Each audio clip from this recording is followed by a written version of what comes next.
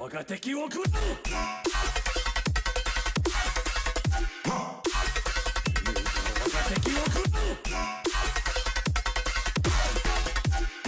je to tady za hnusnou krabičku? Mám tady řešení. AliExpress 800 korun. Sinusoidová jednotka s takovýma hezkýma konektorama, jak do počítačů. A taková velikost. Píšou tam 3000 W. Tak jsem na to zvědavej.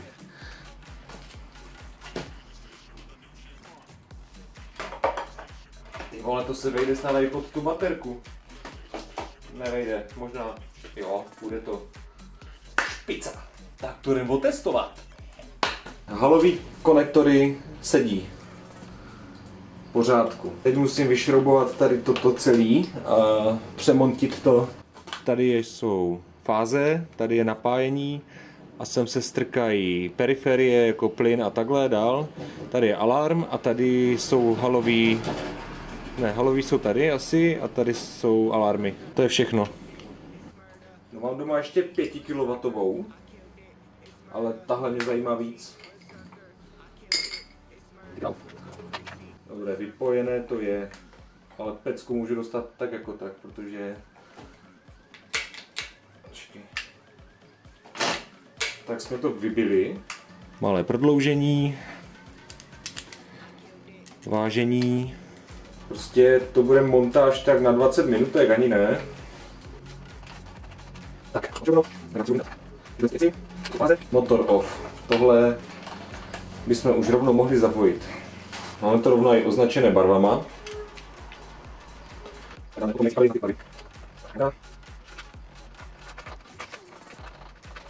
Ty vole, jestli to bude fungovat a stojí to 8 kg, tak já jsem utratil tolik zbytečných peněz za tady ty obludy. More.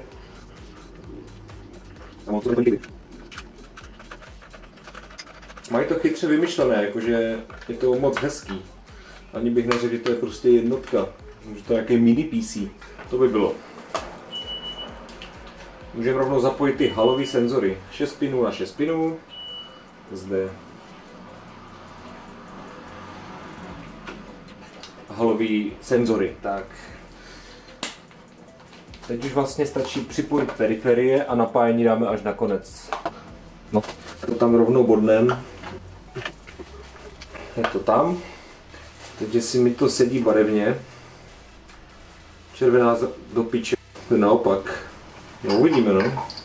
Třeba to půjde. Když tak polaritu obrátíme. Tak, to jsou takový ty alarmy, low break. To by mělo jet i bez toho.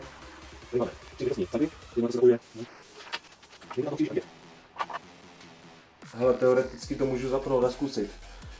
Tak připravte se na explosion.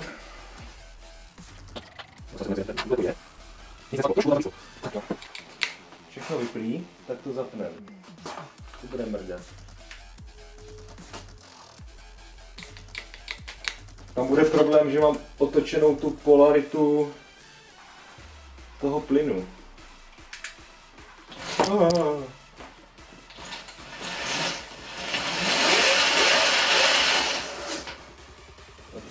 Takže já bych teda obrátil polaritu těch kabelů.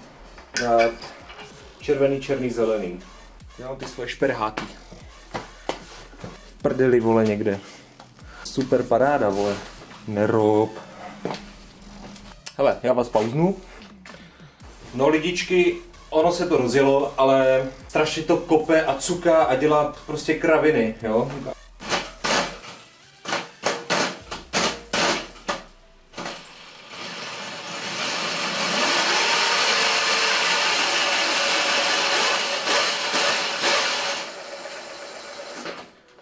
A to nedělám já, to prostě dělá ta jednotka. Nevím, jestli kabel je dobře nastavený, jestli se má ještě něco připojit nebo něco. Já fakt nevím. Je vyjebané.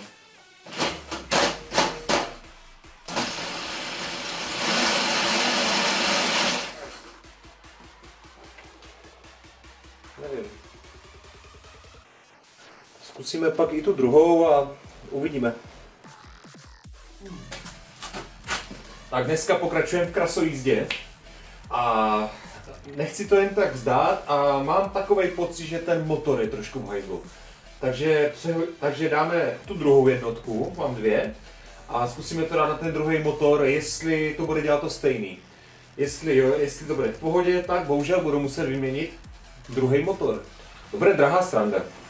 Jinak ohledně toho AliExpressu, ta baterka, nakonec to dopadlo tak, že oni tu baterku chtějí vrátit. A to už asi nebude úplně možné, protože tohle mi jako asi brutálně neuznají.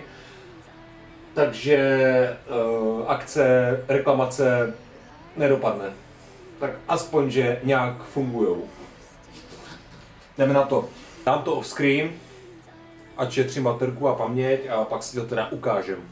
No tak ty jednotky jsou asi prostě úplně na hovno, jo? Na volnoběh, jakž takž.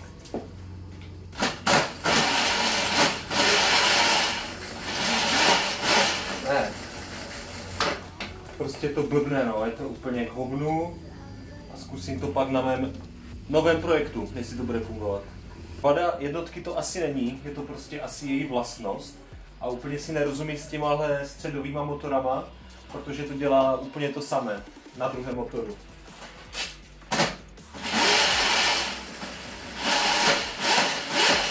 Jo, prostě nějak to nestíhá, no. Zátěž. Prostě to podsukává, hele, zkusíme ještě vydat halový senzory, jo. No, to stejný, to je prostě úplně k ničemu.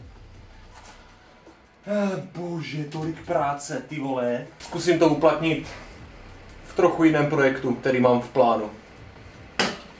Ale když byly takový krásný slevy na té Alíně, tak mám tady z Brusunovou 5 kW jednotku. To už by mohla být sranda. Asi to dostalo nějaký karáčo někde. Tak zase off-screen. To trošku narovnám.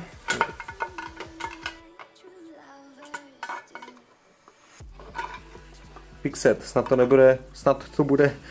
to bude jediná věc, co budu muset opravovat. Tak tohle je hodně zajímavé.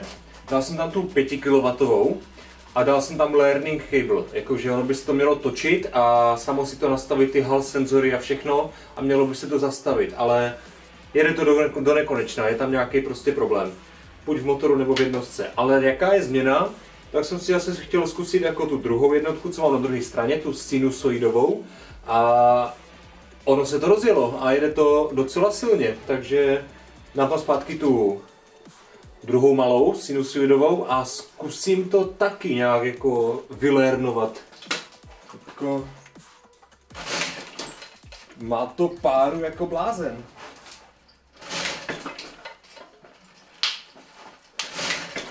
I na ten jeden motor mám pocit, jako by to jelo na dva. Takže tohle už je zajímavé. Jdem na to.